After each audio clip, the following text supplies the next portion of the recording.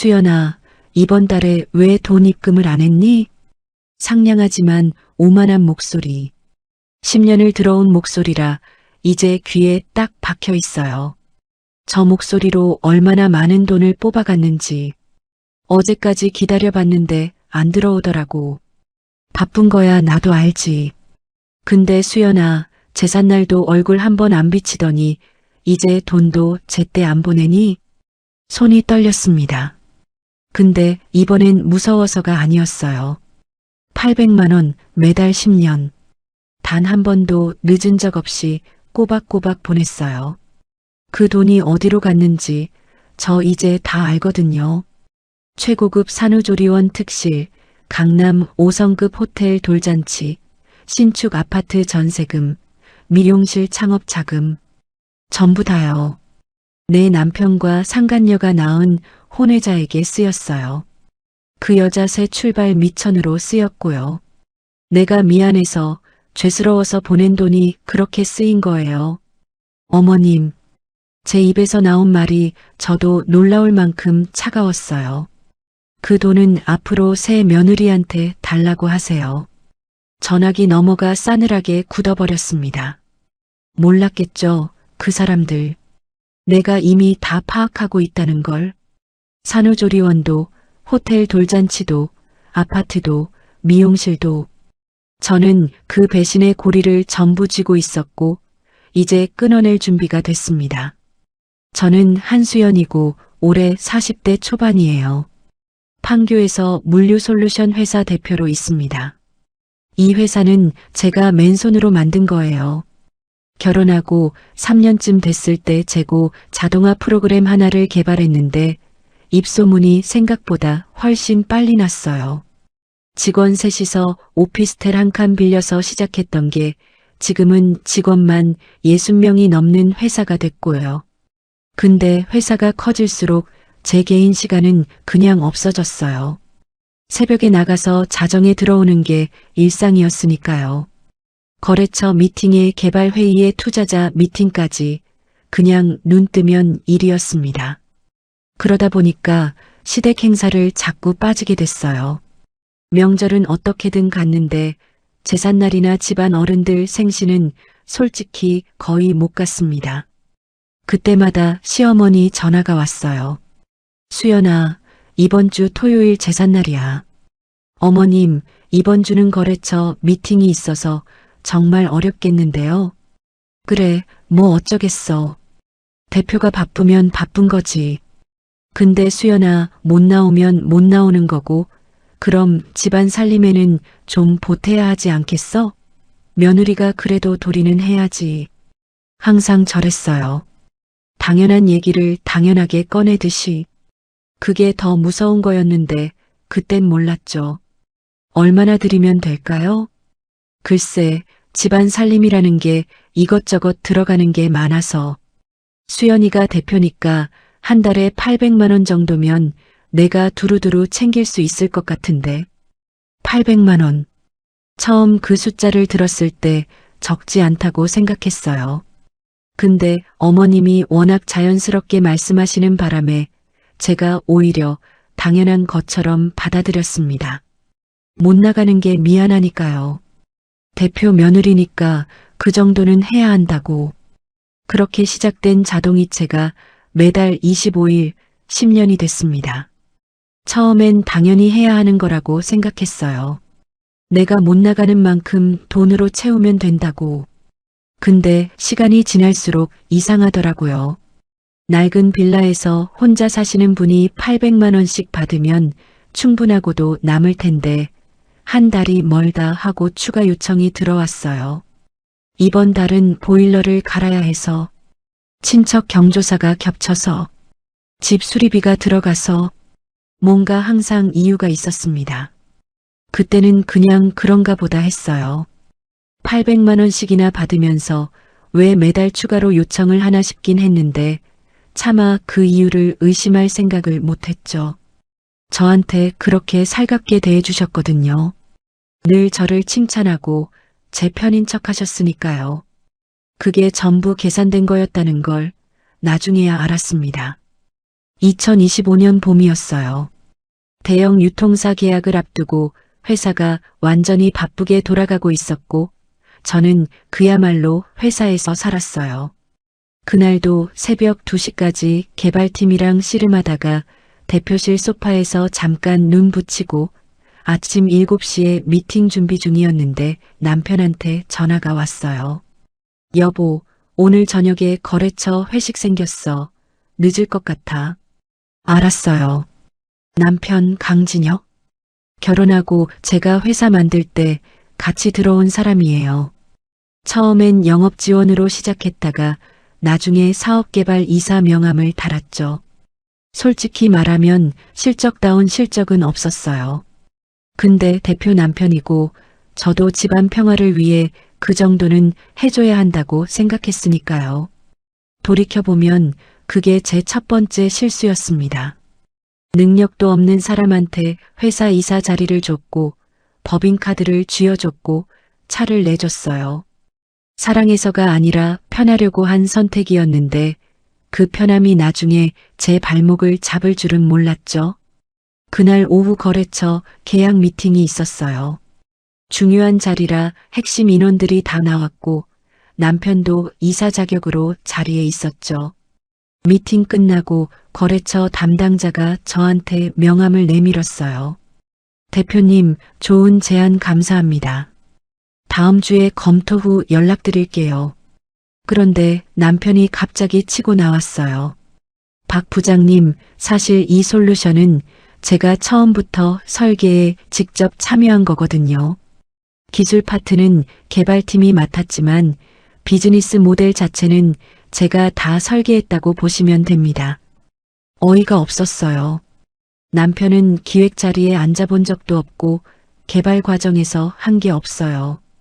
근데 거래처 앞에서 내가 뭐라 할 수가 없잖아요. 그냥 웃었습니다. 그날의 그 웃음이 제가 10년 동안 지어온 웃음의 축약판이었어요. 참고 넘기고 모른 척하는 웃음. 사무실로 돌아왔더니 격리팀장 김미래 씨가 문을 두드렸어요. 대표님, 잠깐 드릴 말씀이 있는데요. 들어와요. 이번 달 법인카드 내역 정리하다가 좀 걸리는 게 있어서요. 태블릿을 내밀더라고요. 강 이사님 카드로 강남 레스토랑 결제가 몇 건 접대비로 올라와 있는데요. 근데 같은 날짜에 영업팀에서도 똑같은 거래처 접대비가 청구됐어요. 중복이에요. 중복이요? 네. 그리고 여기 이 결제는 어떻게 봐도 접대비가 아닌 것 같아서요. 프리미엄 아기용품 매장인데요. 화면을 봤습니다. 고급 유모차 브랜드, 신생아용품 전문 매장. 제가 확인해 볼게요. 수고했어요, 미래 씨. 미래 씨가 나가고 한동안 그 화면을 봤어요. 찜찜했습니다. 근데 그때는 설마 했어요. 설마 남편이 회사 돈을 개인적으로 쓰겠냐고. 아무리 실적이 없는 남편이라도 그 정도까지 하겠냐고. 근데 사람이 참 우스운 게 의심이 시작되면 이미 알고 있는 거더라고요. 그냥 확인하기 싫은 거예요. 그날 밤 집에 들어가니까 남편이 소파에 쭉 뻗어서 TV를 보고 있었어요. 일찍 왔네. 응, 오늘 자리가 일찍 끝났어. 진혁 씨, 오늘 법인카드 내역 보다가 좀 이상한 게 있던데. 카드 잃어버린 적 있어? 순간 남편 표정이 굳었어요. 근데 금방 아무렇지 않은 척 웃더라고요. 아, 그거 거래처 직원이 급하게 뭐가 필요하다고 해서 내가 대신 긁어준 거야. 다 정산 받았어. 유아용품도 거래처 직원 거야? 그 사람 아기가 태어났거든. 선물로 좀 해줬지 뭐. 더 안 물었습니다. 그냥 넘어갔어요. 아니, 넘어가고 싶었던 거겠죠. 다음날 어머님한테 전화가 왔어요. 수연아, 이번 주 토요일이 제삿날인데 올 수 있어? 어머님, 이번 주는 정말 힘들 것 같아요. 계약건 때문에 주말도 출근해야 해서요. 그래, 뭐 어쩔 수 없지. 그럼 제사 비용이랑 친척들 식사비는 좀 내줘야겠다. 얼마나요? 이번에 친척이 좀 많이 오거든. 300만 원만 보내줘. 바로 이체했습니다. 매달 800만 원에 추가로 300만 원. 그달 시댁으로 나간 돈만 1100만 원이었어요. 그런데도 저는 당연하다고 생각했습니다. 못 가는 대신 돈으로 채우는 거라고. 그게 제가 선택한 며느리 방식이었으니까요. 그러다가 어느 날 문득 이런 생각이 들었어요. 10년 동안 도대체 얼마를 보낸 거지? 계산기를 두드려 봤습니다.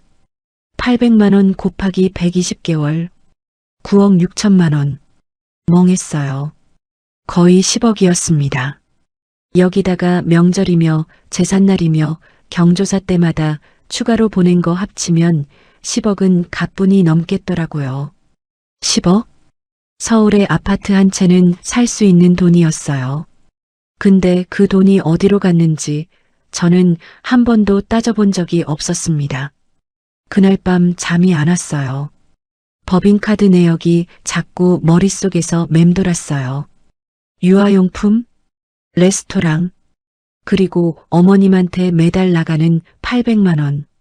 다음날 아침에 미래 씨를 불렀어요. 미래 씨, 2년치 법인카드 내역 전부 뽑아줄 수 있어요? 강의사 카드 위주로 꼼꼼하게요. 네, 대표님.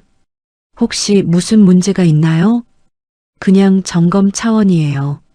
그날 오후 제 책상 위에 두꺼운 파일이 올라왔습니다. 그걸 펼치는 순간 저는 알 것 같았어요. 그동안 외면해 온 게 뭔지. 그리고 일주일 동안 잠을 거의 못 잤어요. 밤마다 노트북 켜고 남편 카드 내역을 하나하나 파고들었어요. 날짜별로, 장소별로, 금액별로 다 정리했습니다. 이상한 게 한둘이 아니었어요. 강남 레스토랑 결제는 죄다 평일 저녁 8시 이후였어요. 근데 같은 날짜 거래처 미팅 일정 확인해 보면 남편이 참석했다는 미팅은 죄다 오후 5시 전에 끝나 있었어요. 그럼 그 이후 레스토랑 결제는 누구랑 한 거냐고요? 유아용품 내역은 더 이상했습니다. 프리미엄 유모차 290만 원, 아기 침대 세트 160만 원, 신생아 카시트 110만 원.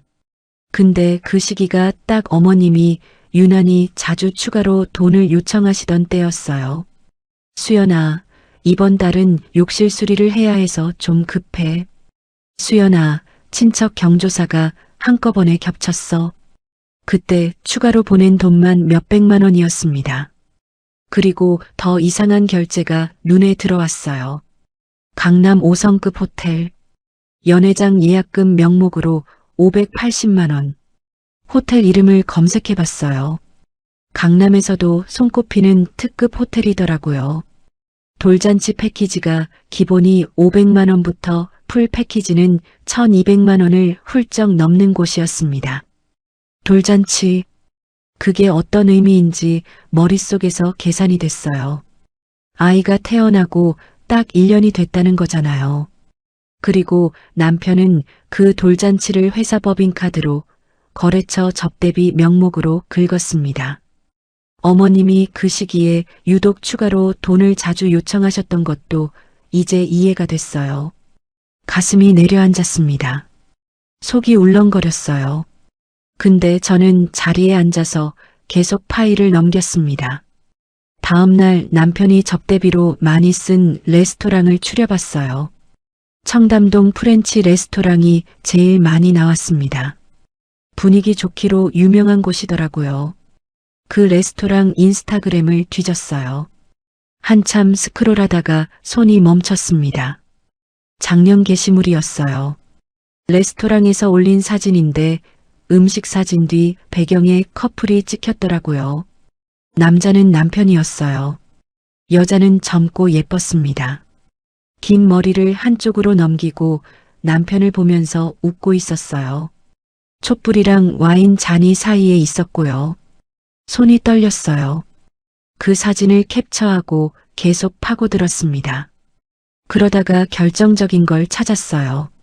친구 미용실 오픈 축하라는 제목으로 사진이 여러 장 올라와 있었는데 리본 커팅 사진에서 심장이 쿵 내려앉았어요. 남편이 젊은 여자 옆에 서서 같이 가위를 들고 있었습니다. 레스토랑 사진에서 봤던 그 여자였어요. 둘 다 환하게 웃고 있었고 주변에서 박수 소리가 나는 게 느껴졌어요. 미용실 이름은 소이 헤어였습니다. 댓글을 봤어요. 축하해. 드디어 꿈 이뤘다. 아기 아빠가 든든하게 밀어주니까 좋겠다. 돌잔치도 호텔에서 했다며? 부럽다 진짜. 아기 아빠 호텔 돌잔치. 핸드폰을 내려놓고 한참을 그냥 앉아 있었어요. 퍼즐이 다 맞춰지는 느낌이었습니다. 남편의 외도, 아이, 호텔 돌잔치. 그리고 그 여자를 위한 미용실. 떨리는 손으로 미용실을 검색했어요. 경기도 신축상가 건물 1층이었습니다.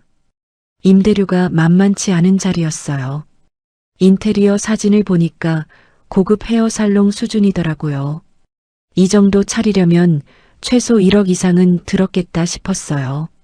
남편 연봉으로는 불가능한 금액이에요. 그 돈이 어디서 나왔는지 어머님 생각이 나더라고요. 매달 800만 원. 10년 동안 한 번도 안 빠지고, 그리고 작년 가을부터 유독 추가 요청이 잦았던 것도요. 제 계좌 내역을 열었습니다. 어머님한테 보낸 것만 따로 정리해 봤어요. 작년부터 올해까지 정기 말고 추가로 나간 게만 1,400만 원이었습니다. 그 시기가 남편이 유아용품 사고, 호텔 돌잔치 치르고, 미용실 오픈 준비하던 때랑 딱 맞았어요. 다음날 미래 씨를 다시 불렀어요. 미래 씨, 강 이사 개인 명의로 처리된 회사 경비가 혹시 있어요? 잠깐만요. 확인해 볼게요. 10분 있다가 미래 씨가 다시 들어왔습니다. 대표님, 작년에 강 이사님 명의로 차량 유류비가 청구된 게 있는데요. 근데 그때 강 이사님이 해외 출장 중이셨거든요. 당시에 이상해서 여쭤봤는데 대리 운전 때문이라고 하셔서 그냥 넘어갔어요. 출장 중에 대리 운전이요? 차량 GPS 기록을 요청했습니다.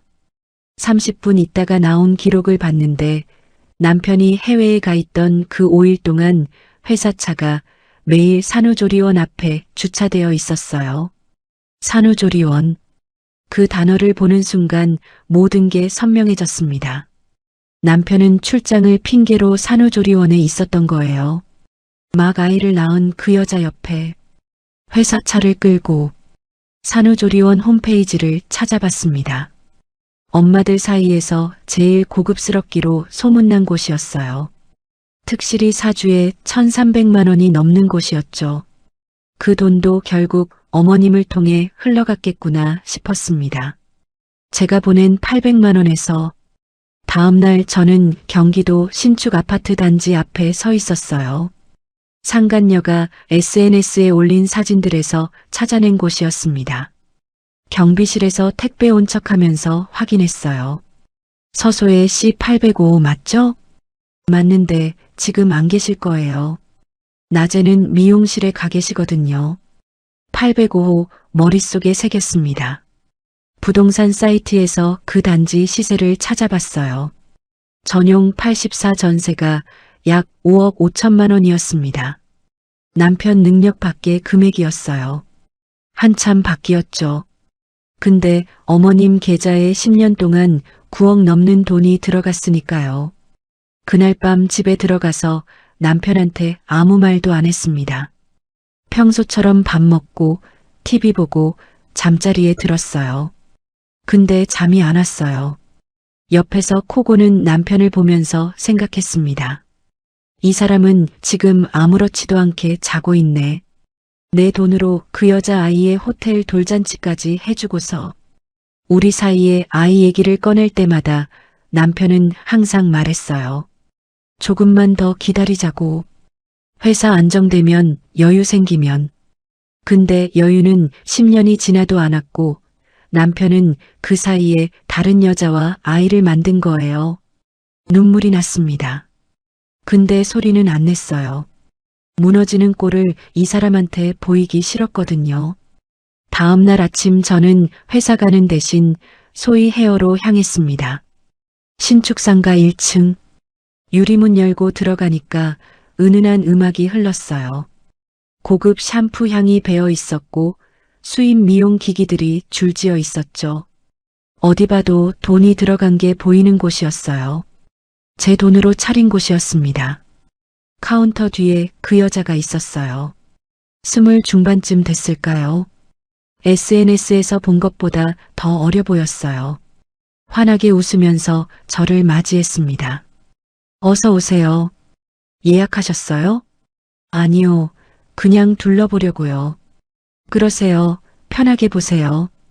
매장 안을 천천히 봤습니다. 벽에 사진이 걸려 있었어요. 오픈 기념 사진이었는데 남편이랑 그 여자가 리본 자르는 사진이었어요. 그 옆에 또 다른 사진이 있었습니다. 강남 호텔 연회장이었어요. 화려하게 꾸며진 돌상, 그 앞에 앉은 아기, 양옆에서 환하게 웃고 있는 남편과 상간녀. 발이 안 떼졌어요. 우리한테는 없는 사진이었습니다. 남편이랑 제 사이에는 아이가 없었으니까요. 잠깐 거기 서서 그 사진을 봤습니다. 상간녀는 저를 그냥 손님으로 알고 있었어요. 아무것도 모르는 얼굴로 손님 응대를 하고 있었고요. 저는 조용히 돌아섰습니다. 미용실 나오면서 결심했습니다. 더 이상 모른 척 안 하기로. 더 이상 넘어가지 않기로. 이제는 증거를 모을 거예요. 그 뒤로 일주일 저는 철저하게 움직였습니다. 제일 먼저 법무법인을 알아봤어요. 기업 경영인 이혼 사건을 많이 다룬 권재석 변호사를 선택했습니다. 법무법인 회의실에서 처음 만났을 때 차분하면서도 날카로운 사람이었어요. 대표님, 편하게 말씀하세요. 준비한 자료를 다 펼쳤습니다. 남편 법인카드 내역, 차량 GPS 기록, SNS 캡처, 호텔 돌잔치 결제 내역, 시댁 송금 내역, 10년치 800만 원 이체 내역까지. 남편 외도는 확실해 보이네요. 어떤 부분을 먼저 확인하고 싶으세요? 저는 이혼 전에 하나 먼저 알고 싶어요. 제가 시댁에 보낸 돈이 정확히 어디로 갔는지요.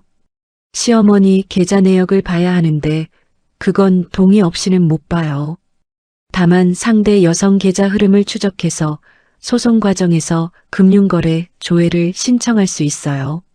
10년 동안 9억 6천이 넘는 돈이 시어머니 계좌로 들어갔어요. 근데 시어머니는 낡은 빌라에서 혼자 사세요. 그 돈이 다 어디로 갔는지. 권 변호사가 잠깐 말을 멈췄어요. 9억 6천이요? 네. 매달 800만 원씩 10년이니까요. 그리고 추가로 명절이며 제삿날이며 추가로 보낸 것까지 합치면 11억은 될 거예요. 권 변호사가 자료를 다시 들여다봤습니다. 대표님, 이 규모면 단순 외도 사건이 아니에요. 조직적인 재산 편취에 가깝습니다. 시어머님이 며느리 돈을 받아서 아들 외도 상대한테 빼돌렸다면 공동 불법행위로 민사 청구가 가능하고 사안에 따라 형사고소도 검토할 수 있어요. 호텔 돌잔치 비용을 법인카드로 접대비 처리한 건요? 권 변호사가 바로 답했습니다. 그날 실제 거래처 접대 내역이 없다면 업무상 배임으로 형사 문제가 될 수 있어요. 가장 명백한 건 그 부분이에요. 결정적인 증거가 하나 더 필요했습니다. 어머님이랑 상간녀가 직접 연락한 흔적. 그날 밤 남편이 샤워하러 들어가자마자 핸드폰을 집어들었어요. 비밀번호는 결혼기념일이었거든요. 메시지 앱 열었더니 보관 폴더에 단체 채팅방이 있었습니다. 어머님이랑 상간녀와 남편이요. 첫 번째 대화. 소희야, 조리원 비용 일부 오늘 보낼게. 이번 달 돈 들어왔어. 감사해요. 어머님이 다음 주에 입실해요. 엄마 진짜 고마워. 나중에 꼭 갚을게. 두 번째 대화.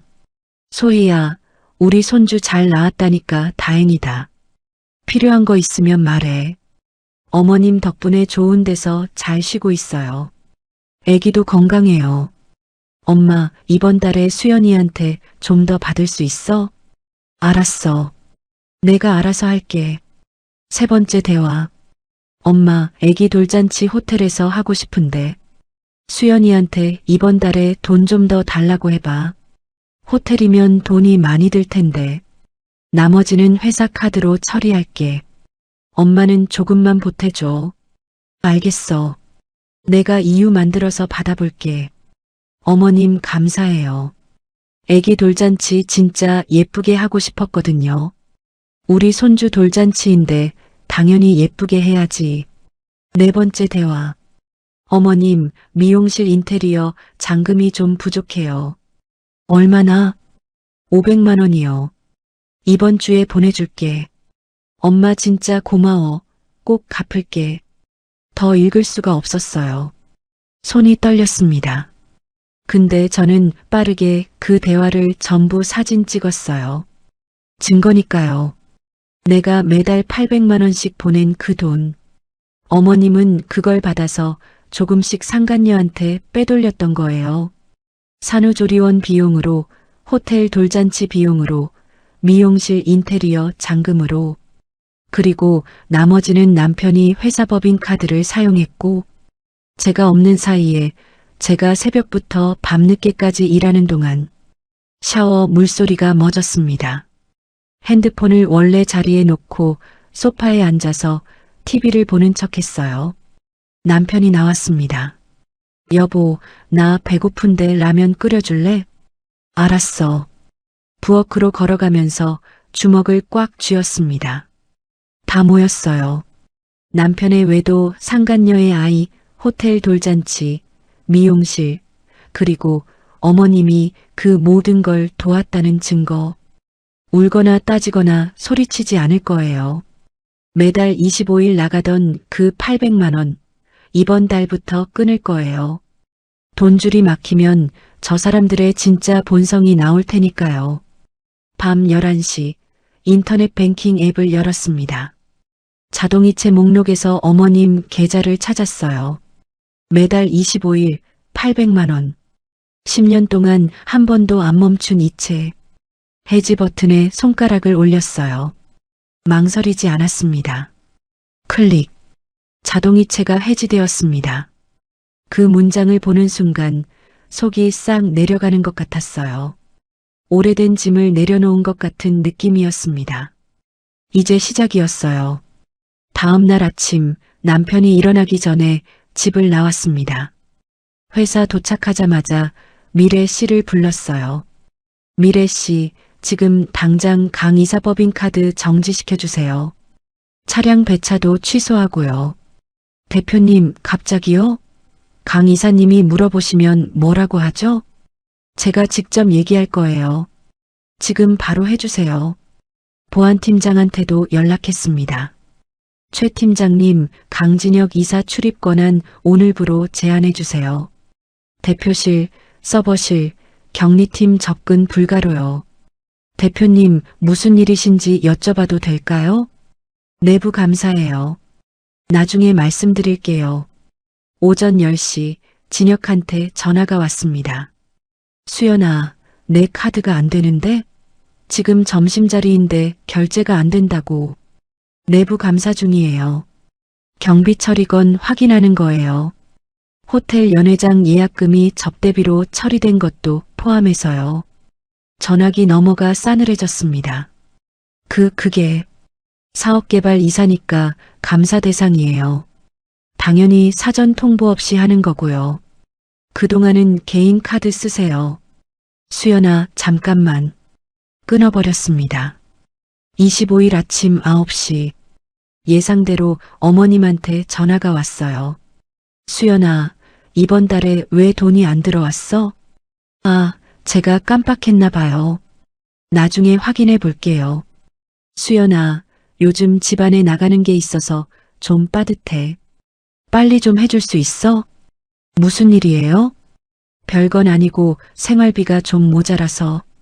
수연아, 제삿날도 안 나오는데 돈까지 늦게 주면 내가 너무 서운하지 않니?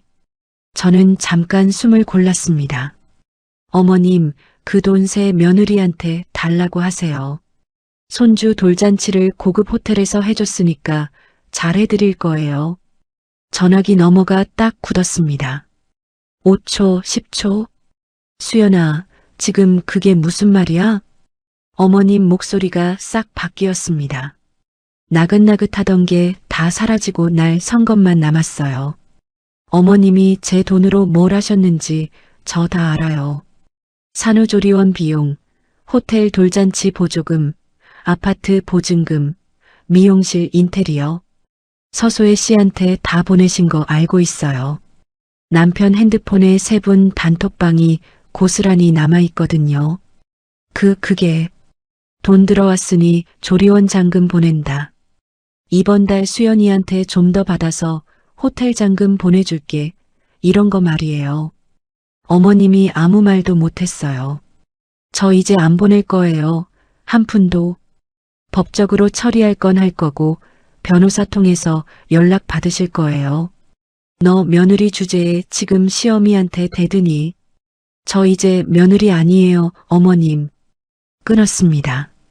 연달아 전화가 왔어요. 무시했습니다. 30분 있다가 남편한테 전화가 왔어요. 엄마한테 무슨 짓을 한 거야? 엄마가 지금 울면서 전화했어. 사실을 얘기했어. 무슨 사실? 너 지금 제정신이야?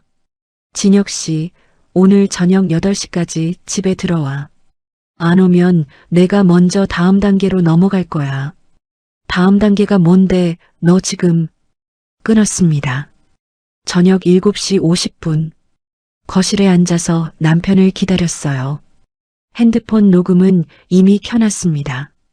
8시 정각에 현관문이 열렸어요. 남편이 들어왔습니다. 얼굴이 붉어져 있었고 눈빛이 불안했어요. 여보, 대체 무슨... 일단 앉아. 남편이 주저하다가 앉았습니다. 당신 서소희가 누구야? 뭐? 그게 누군데? 소위 헤어 운영하는 여자 말이야. SNS에 올라와 있어. 호텔 돌잔치 사진도 같이 있던데. 남편 얼굴이 하얗게 됐습니다. 그거 그냥 아는 사람이야. 오픈 기념으로 잠깐 들른 거고. 아는 사람 아이 돌잔치를 강남 호텔에서 회사 법인카드로 결제해 접대비로 처리하냐고. 남편이 입을 뻐끔거렸습니다. 당신 해외 출장 갔을 때 회사 차가 매일 산후조리원 앞에 있었어. GPS 기록 다 있거든. 여보, 그건 내가 설명할 수 있어. 설명 필요 없어. 하나만 대답해. 눈을 똑바로 봤습니다. 그 아이, 당신 아이 맞지? 침묵이 흘렀습니다. 길고 무거운 침묵. 그리고 남편이 고개를 떨구면서 말했어요. 미안해. 그 2글자로 모든 게 확인됐습니다. 어머님도 처음부터 알고 계셨지? 엄마는 그냥 나를 도와준 거야. 내 돈으로? 내가 매달 800만 원씩 보낸 그 돈으로 산후조리원 비용 대고 호텔 돌잔치 치르고 아파트 보증금 내고 미용실까지 차려줬잖아. 여보, 진짜 미안해. 내가 잘못했어. 소희랑은 정리할게, 제발. 아이는 어쩌고? 없었던 일로 할 수 있어? 남편이 대답을 못했어요. 당장 짐 싸. 오늘 밤 안에 나가. 이 집은 내 명의고 당신 있을 자리 없어. 여보, 제발 한 번만. 그리고 내일부터 회사도 안 나와도 돼. 이사직 해임할 거고 법인카드로 긁은 거 전부 법적으로 처리할 거야. 상간녀한테 퍼준 돈까지 포함해서. 남편 얼굴이 더 창백해졌습니다. 회사까지? 회사는 나도 같이 키운 거잖아. 내가 없었으면 거래처는. 거짓말하지 마. 제 목소리가 차갑게 식었어요. 당신이 따낸 거래처 하나도 없어. 다 영업팀이랑 개발팀이 한 거야. 당신은 그냥 대표 남편이라는 이유로 명함 들고 다닌 거잖아. 일어서서 안방으로 걸어갔어요. 오늘 밤 안에 나가. 안 나가면 경찰 부를 거야. 여보, 제발. 문을 닫았습니다. 그 뒤에서 처음으로 소리내어 울었어요. 슬픔과 배신감이 한꺼번에 쏟아졌습니다. 근데 오래 울지 않았어요. 울 시간이 없었거든요. 싸워야 했으니까요. 다음 날 권 변호사 사무실로 갔습니다. 어젯밤 녹음 잘 됐죠? 네, 여기 있습니다. 권 변호사가 파일을 재생하며 들었어요. 남편이 미안하다고 인정한 부분, 엄마가 도와줬다는 부분, 다 선명하게 녹음돼 있었습니다. 좋아요. 외도 사실 입증은 이걸로 충분해요. 새 방향으로 가겠습니다. 화이트보드에 적기 시작했어요. 첫째, 이혼 소송. 배우자 부정행위를 사유로 하는 재판상 이혼이에요. 위자료 청구 포함이고요. 위자료는 얼마나 받을 수 있어요? 혼외 자녀까지 있는 케이스면 5천에서 1억 사이예요. 재산 규모 보면 더 나올 수도 있고요. 둘째, 상간자 손해배상. 서소의 시상대로 하는 소송이에요. 여기에 부당이득 반환 청구도 붙일 수 있어요. 대표님이 시어머님한테 보낸 돈이 결국 소희 씨한테 흘러갔으니까요. 셋째, 회사 자금 유용. 호텔 연회장 예약금을 접대비로 처리한 게 가장 핵심이에요. 그날 실제 거래처 접대 내역이 없다면 업무상 배임으로 형사도 가능해요. 고소까지는 안 할 거예요. 민사로 돈 돌려받고 회사에서 완전히 내보내는 것만요. 그럼 손해배상 청구랑 해임 절차 병행하면 됩니다. 그리고 대표님 10억에 가까운 금액을 시어머님 계좌로 보내신 건 나중에 소송에서 굉장히 중요한 역할을 해요. 그 돈의 흐름을 법원이 들여다보게 되면 시어머님도 단순 방조가 아니라 적극 가담으로 볼 수 있거든요. 시어머님도 소송 대상이 될 수 있나요? 공동 불법 행위로 민사 청구는 가능합니다. 다만 형사는 좀 더 따져봐야 해요. 회사로 돌아오니까 미래 씨가 정리해온 자료가 책상 위에 있었어요. 대표님, 강 이사님 2년치 경비 처리 내역 다 정리했는데요. 총 3억 4천만 원이에요. 이 중에서 제대로 된 영수증이 붙어 있는 게 절반도 안 돼요. 특히 호텔 연회장이랑 유아용품 건은 어떻게 봐도 업무 경비가 아닌데 저희가 그냥 넘긴 것 같아서 죄송해요. 미래 씨 잘못 아니에요. 제가 제대로 안 본 거죠. 복사본 하나만 만들어줘요. 변호사한테 넘겨야 해서요. 그날 저녁 상간녀한테 전화가 왔어요. 모르는 번호라 안 받으려다가 혹시나 싶어서 받았어요. 여보세요. 한수연 대표님이시죠?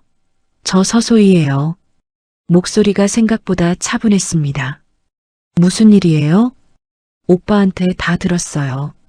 대표님이 아신다고. 죄송해요. 진짜 죄송해요. 처음부터 기혼자인 줄은 알았는데요. 그래서요? 저도 사실 속은 거예요. 오빠가 대표님이랑 곧 이혼할 거라고 회사 지분도 반반이라서 이혼하면 본인도 큰 돈 받는다고 했거든요. 피식 웃음이 나왔습니다. 회사 지분이요? 이 회사 100% 제 명의예요. 진혁 씨는 1%도 없어요. 네. 이혼하면 큰 돈 받는다고요? 유책 배우자는 위자료 한 푼도 못 받아요. 오히려 내야 해요. 전화기 너머에서 그 여자가 숨을 들이켜는 소리가 났어요.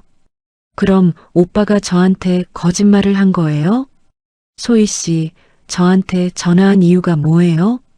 저도 이제 어떻게 해야 할지 모르겠어요. 미용실 대출금은 밀리고 아파트 관리비도 못 내고 있고 애기 양육비도 필요한데 오빠는 요즘 전화도 잘 안 받고 그건 제가 알 바가 아니에요. 대표님 제발이요. 소혜 씨, 저는 차갑게 끊었습니다. 곱게 차려입고 호텔 돌잔치 할 때는 좋으셨죠? 그 비용이 어디서 나온 건지는 안 궁금하셨어요? 기혼 남자 만날 때 각오를 하셨어야죠. 앞으로 필요한 거 있으면 진혁 씨한테 법적으로 청구하세요. 저한테 전화하지 마시고요. 끊으려다가 마지막으로 한마디 했습니다. 다음엔 사람 좀 잘 보세요. 그날 밤 또 남편한테 전화가 왔어요. 여보, 소희가 나한테 양육비 각서 쓰라고 해. 매달 200만 원씩이래. 법적으로 당연히 내야지. 내가 어디서 200만 원을 구해? 회사에서 잘렸고 카드도 다 막혔고 당신이 만든 상황이잖아. 여보, 제발 나 좀 도와줘. 나 이러다 죽어. 죽지 마. 법적으로 책임질 게 아직 많이 남았어. 끊었습니다. 다음 날 이사회를 소집했습니다. 오늘 안건은 강진혁 이사의 해임 건입니다. 이사들이 술렁거렸어요. 강진혁 이사는 지난 2년간 회사 법인카드를 사적으로 사용했고 허위 경비 청구로 회사에 3억 4천만 원의 손실을 입혔습니다. 특히 개인적인 돌잔치 비용을 거래처 접대비로 처리하고 유아용품 구매를 업무 경비로 위장했습니다. 한 이사가 조심스럽게 물었어요. 대표님, 이게 개인 문제가 섞인 거 아닙니까? 개인 문제는 따로 처리 중이에요. 이건 순수하게 회사 자금 문제예요. 강 이사가 제 남편이 아니었으면 진작에 잘렸을 일이에요. 결국 전원이 찬성 손을 들었습니다. 강진혁 이사 해임 가결. 소장을 낸 지 일주일 뒤 첫 번째 변론 기일이 잡혔습니다. 2025년 7월 중순 법정에 들어서니 남편이 변호인 옆에 앉아 있었어요. 초췌해 보였습니다. 정장도 구겨져 있었고요. 재판이 시작됐습니다. 원고 측 청구 취지 진술하세요. 권 변호사가 일어섰어요. 원고는 피고의 부정행위를 이유로 이혼을 청구하며 위자료 1억 원과 회사 자금 손실금 3억 4천만 원의 배상을 청구합니다. 진혁 측 변호인이 반박했습니다. 피고는 실수를 인정하나 청구 금액이 과도합니다. 특히 회사 손실금은 업무상 필요에 의한. 업무상 필요요? 권 변호사가 바로 끊었어요. 유아용품 구매, 산후조리원 방문, 강남 호텔 연회장 예약이 어떻게 업무상 필요입니까? 실제 거래처 접대 내역이 단 한 건도 없어요. 재판장이 서류를 검토했습니다. 피고 측 소명 자료 있습니까? 남편 측 변호인이 말을 더듬었습니다. 첫 번째 변론은 그렇게 끝났습니다. 두 번째 변론 기일에는 상간녀도 법정에 나왔어요. 권 변호사가 증거를 제시했습니다. 피고 서소희는 기혼자임을 알면서 관계를 지속했고 그 결과 혼외 자녀를 출산했습니다. 또한 혼외 자녀의 양육 비용을 원고의 자금으로 충당했습니다. 상간녀 측 변호인이 반박했습니다. 피고는 강진혁으로부터 이혼 예정이라는 말을 믿었습니다. 고의적 불법 행위로 볼 수 없어요. 기혼자인 줄 모르셨다고요? 권 변호사가 자료를 제출했습니다. 피고와 강진혁의 메신저 대화입니다. 와이프 눈치 못 채게 조심하자. 들키면 끝이야. 기혼자인 줄 알고도 계속 만난 겁니다. 상간녀 얼굴이 창백해졌어요. 또한 시어머니 이미순 계좌에서 서소희 계좌로 이체된 내역입니다. 산후조리원 비용 보조, 호텔 돌잔치 보조금, 미용실 인테리어 잔금, 총 3,200만 원이 송금됐습니다. 재판장이 물었습니다. 이 돈의 출처가 원고라는 증거가 있습니까? 네, 재판장님. 단체 채팅 내용에서 수연이한테 돈 들어왔으니 조리원 잔금 보낸다. 이번 달 수연이한테 좀 더 받아서 호텔 잔금 보내줄게. 미용실 잔금 필요하면 말해라. 이 내용들이 고스란히 남아 있습니다. 그리고 원고는 매달 25일 800만 원씩 10년 동안 시어머님 계좌로 송금했습니다. 총 9억 6천만 원이 넘어요. 이 돈이 시어머님을 통해 외도 상대에게 흘러간 겁니다. 법정이 조용해졌습니다. 9억 6천만 원이라는 숫자가 법정에 울렸을 때 방청석에서 술렁이는 소리가 났어요.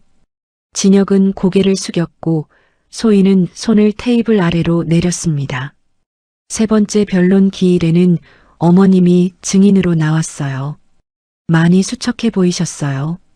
처음으로 마음이 흔들렸습니다. 근데 억눌렀어요. 증인은 원고로부터 매달 800만 원을 받았습니까? 네. 10년 동안 꼬박꼬박요?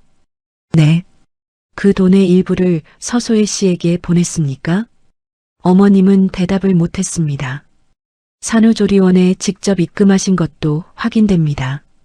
단체 채팅에서 직접 수연이한테 더 받아서 호텔 예약해줄게 라고 하셨어요. 어머님이 입술을 떨었습니다. 나도 어쩔 수 없었어요. 진혁이가 그 여자랑 아이를 낳았는데 어쩌라고요. 내 손주 돌잔치를 해줄 수도 있죠. 그 돈을 집안 살림에 쓰셨으면 잘못이 아니었겠죠. 하지만 증인은 며느리를 속이고 아들 불륜 가정을 지원했습니다. 어머님 목소리가 잦아들었습니다.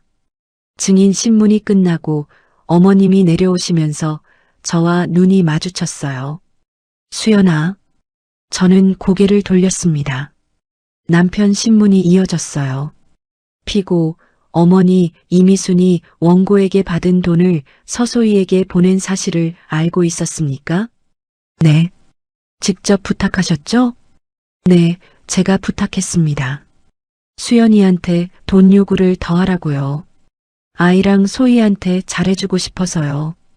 법정이 술렁였습니다. 그러니까 원고 몰래 원고 돈으로 외도 상대 아이를 부양한 겁니까? 죄송합니다. 누구한테요? 수연이한테요. 남편이 저를 쳐다봤습니다. 수연아, 진짜 미안해. 나도 어쩌다 보니. 피고. 재판장이 끊었습니다. 변론 중에 감정적 발언 삼가세요. 드디어 마지막 변론 기일. 남편, 상간녀, 어머님이 각자의 자리에 앉아 있었어요. 한때 같은 편이었던 사람들인데 지금은 서로 눈도 안 마주쳤습니다. 남편은 상간녀가 요구하는 양육비에 시달리고 있었고 상간녀는 부당이득 반환 소송에 걸려 있었고 어머님은 공동 불법행위 방조 혐의를 받고 있었으니까요. 권 변호사가 최종 변론을 했습니다. 이번 사건은 단순한 이혼이 아닙니다. 10년간 조직적으로 원고를 기만하고 착취했습니다. 피고 강진혁은 배우자를 속이고 외도했으며 혼외 자녀의 산후조리원부터 강남 특급 호텔 돌잔치까지 원고의 자금으로 충당했습니다. 피고 서소희는 기혼자임을 알면서도 관계를 지속하고 재산상 이익을 취했습니다. 이미수는 며느리의 신뢰를 이용해 10년간 받은 돈을 빼돌려 그 모든 행위를 방조했습니다. 원고 측 최후 진술 있으면 하세요. 저는 천천히 일어섰습니다. 준비한 노트가 있었는데 접어서 내려놨어요. 그냥 하고 싶은 말을 하기로 했습니다. 재판장님, 목소리가 안 떨렸어요. 저는 10년 동안 나름 잘하려고 했습니다. 재산날을 못 나가면 돈으로라도 하자. 집안 살림을 못 도우면 경제적으로라도 도움이 되자. 그게 제가 생각한 며느리 도리였어요. 그래서 매달 800만 원을 10년 동안 한 번도 안 빠지고 보냈습니다. 잠깐 멈췄다가 말을 이었습니다. 근데 그 돈이 제 남편 외도 자금이 될 줄은 몰랐어요. 시어머님이 그 돈으로 저 모르게 다른 여자와 그 아이를 챙겼습니다. 10억 가까운 돈을 받으시면서 단 한 번도 말씀하지 않으셨어요. 저는 남편을 똑바로 봤어요. 당신이랑 아이 얘기할 때마다 당신은 항상 말했잖아. 조금만 더 기다리자고. 내가 주는 월급으로 내가 매달 800만 원씩 보낸 그 돈으로 다른 여자랑 아이 낳고 호의호식하니 좋았니? 진혁이 고개를 숙였습니다. 어머님을 봤어요. 어머님, 저 진심으로 잘하고 싶었어요. 시댁 행사 불참하는 게 미안해서 조금이라도 보탬이 되고 싶어서 보낸 돈이었어요. 10년 동안 한 번도 빠진 적 없이요. 그런데 어머님은 그 마음을 이용하셨어요. 어머님이 눈물을 흘렸습니다. 상간녀를 봤어요. 소혜 씨, 당신도 알고 있었잖아요. 기혼 남자라는 거. 이제 그 대가를 치르는 거예요. 다시 재판장을 향해 섰습니다.